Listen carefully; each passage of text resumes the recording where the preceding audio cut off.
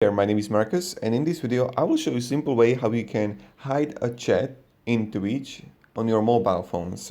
Or like Smart For iPhone, it doesn't matter. So let's say that I have some Twitch streams here, and I will just browse some live channels, and like I get the XQC here, right? And his chat is a little bit toxic. So I'm going to open him, and when I have him, so I'm going to open like this, and as you can see, you're gonna see like the small button right here next to your camera, and you can hide and unhide the chat, and that's pretty much it. So you do this and you just hide it or unhide it.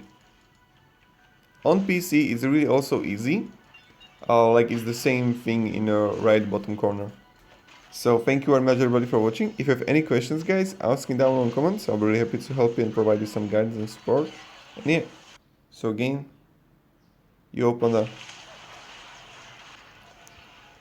now we go here. Oh my god. And hide and unhide the chat. Goodbye.